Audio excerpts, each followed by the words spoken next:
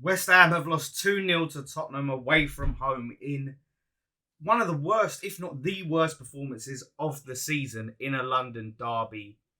Absolute cowardice from David Moyes. Moyes is a coward. That setup, that lineup, that approach to the game, shocking.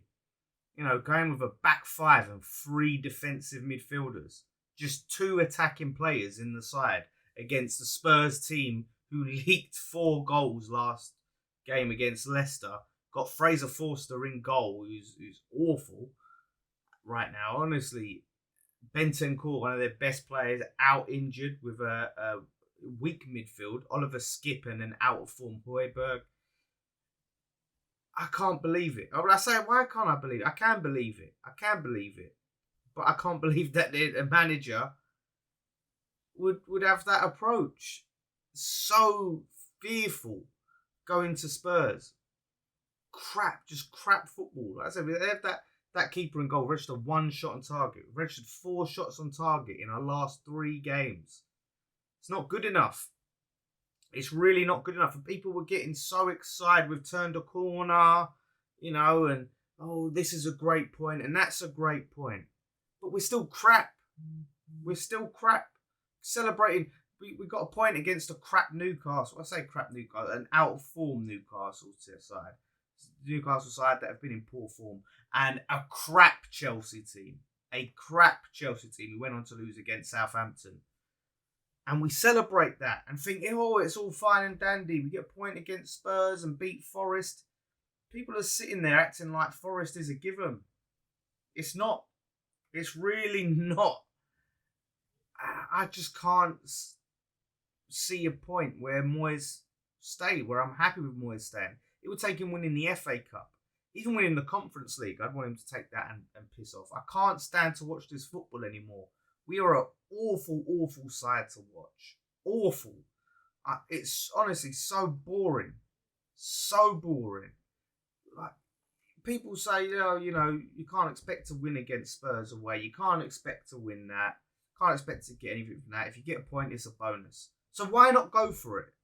If that's the case, why not give it a go and lose actually taking the game to him? Actually playing with some attacking intention. We had no creativity in that side whatsoever. Where's the creative spark coming from? Antonio's been slated. Yeah, okay. Maybe he weren't great. But where was the creativity for him? Fornals on the bench. Benrahma on the bench. Lanzini. None of these players fit. What? Does he think Downs a number 10? Just no need. And I think he shouldn't be playing Souček. And Souček had a great game defensively, but he was another defender. So if you're going to play Souček and Rice, then don't play Downs. I don't know how anyone cannot see this. I don't know how anyone can watch that and think, yeah, Moyes is the man for the job. People talk about, why don't you blame the players? Players probably take some responsibility, but the man that signs them, coaches them, and picks them week in, week out. The buck stops there with David Moyes. Rice came out and he's criticised our approach to the game. He's criticised the formation, playing 5 at the back away from her, against Spurs, saying that basically we're not really creating enough chances for our attackers. Rice is openly criticising the tactics. What does that tell you? The players have had enough. He's lost the dressing room. Been saying this for a while. People denying it. There's no way he's not. Do you think the players enjoy that? Going away or play home or away with that approach to keep it 0-0 until the 67th minute, which is what Moyes said was the game plan. Go there not to lose. It's ridiculous. And we went 1-0 down. Who was the team that changed things first? Who made the first sub? Not us. It was Tottenham. Absolutely negative approach to the game management as well as the setup. It's like, you're just looking at it and you're thinking, make the change. How are you keeping things the same? We're not creating any chances. And he don't change things. I can't watch this guy anymore. Like I said, even if he wins the Conference Cup, I'll go, do you know what? Great. leave on positive terms. Well done, thank you. He's kept us in the league. Not that I'm saying as again, but if he keeps us in the league and wins the Carabao Cup, Conference Cup, fair play, move on. But I don't see him as a long-term prospect for West Ham as the future. He signed players he has no idea about. I've said this before. Signed Paqueta, compared him to Payet. Two completely different players. That's our record signing, by the way. Spending £180 million, roughly, nearly 200 million with the Ings signing. And hasn't got a clue how to utilise them. Yes, he's been unlucky with injuries. What team hasn't? I'm so sick of us acting like we're the only team who has key injuries. Because we're not. Every team has it. Why is that an excuse? You take that into consideration. Go, yeah, okay, yeah, I feel bad. We've had some injuries. But you still have to find a way. I'm annoyed. I'm frustrated because on Twitter, there's so many. It's the positive police. The positive police that come out anytime you express anything, any critical thought or any concern. The positive police come there to try and silence you and shut you down and act like you're crazy. Act like there's something wrong with you for being worried or being unhappy with how things are progressing. Oh, it's not Moyes' fault that, the teams around us picked up points yesterday. It's not Moyes' fault that Southampton beat Chelsea. No, it's not Moyes' fault Southampton beat Chelsea. It's Moyes' fault we didn't beat Chelsea. It's Moyes' fault we're in a position where we have to worry about what the teams around us are doing. We're in the bottom three. We're in the bottom three now. And fixtures are not looking good. Obviously, we've got Forest, which we're looking at that and going, look, you have to win that game. No excuses. You have to win that. Is it a given? No. But do you know what? If we drew that, you'd probably get certain fans going, it's okay. Look, they're above us. We can't expect to beat Forest. They're fucking 12th or 13th. They're much far above us. Can't expect that. That's what you get with a lot of these deluded fans. So look, we've got in the league Brighton after Forest. We've got Forest, Brighton away. We don't beat Brighton at home, let alone beat Brighton away. And then a much better side. We've got Aston Villa at home. It's going to be another tough game. Looking very, very good this season. Man City away. You think we're getting anything there? Man City away? Southampton at home, 1st of April. You look at that and go, yeah, we should win that. Can't bank on anything. Fulham away. Arsenal at home. Bournemouth away, which you hope we get something there. Liverpool at home. Hell no. Palace away. We're not winning that. Man United at home. No. Brentford away. No. Leeds at home. Yeah, you think we can win. So we're looking at, on paper, the games that a lot of these fans say, oh, you can't expect to win this, good this. The games we should win, we've got 3. That's 9 points worth of games. We don't beat those teams that we're not expected to beat.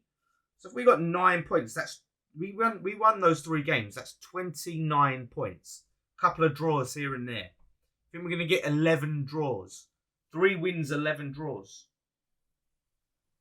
That is insane. To get to that 40, the magic 40 point mark, we need another 20 to double our points tally in 15 games. We've played 23 and we've got 20 points. So we need to get another 20 in 15. With a lot of the big sides to play, a lot of tough away games, and people are so calm and confident that we're not going down. I'm not saying we definitely are, but the fact that people aren't worried, you're living in cuckoo land. You're deluded. Deluding yourselves. We are bang in trouble. We can beat Forest next week, and if we do, it wouldn't be surprised me if we scrape it or we get some sort of decisions go our way. I mean, we've got these handball. We got away with one with Aguerd with handball today. But it's like people, I can see it. We say we beat Forest. People go, oh, I told you, see, and then what? We're going to lose to Brighton away. Oh, God, we beat Brighton away. Lose to Man City. Oh, God, we beat Man City. We have to beat the teams we're not expected to beat, because that's the situation we're in. Let's stop celebrating draws. against these teams. And honestly, if we don't do something, we're going down after spending all this money, and that'll be a disaster. And now we've left it so late to sack Moyes. What are our options? Really? What are the options? Big Sam? Rafa? Honestly, it is a shit show. People can call me negative all they want, but tell me the positives. Please, give me the positives. I'd love to hear it. Because Everton now have got Dyson. Solid manager. Competent manager. You can get him out of it. You know, it's Wolves. Got a decent manager climbing the table. You know, Leeds and Southampton potentially get new managers in. Bournemouth. It's tight. But you can't just look at it and go, well, we're better than Bournemouth, Leeds and Southampton. Well, Bournemouth are above us, but there's no guarantees. And well, this could go down to the wire. So please, give me the positives if you've got any. But Moyes, I honestly can't stand him. And he was sitting there in his press conference and saying, well, you know, we're kidding ourselves if we think we can be competing up in the European places every season. This is West Ham. You know, West Ham always has a few good seasons and a few bad. That's what we're hearing from our manager. People call me negative. That's negative. And that's from our manager during a relegation battle. We don't expect to be in Europe every season. But you're giving 180 million quid, mate. And you're delivering bottom three. We expect to be in the bottom three? I don't think so. He's not the man for the job. Yes, he done very well for a couple of seasons. But long term, I'm not having him.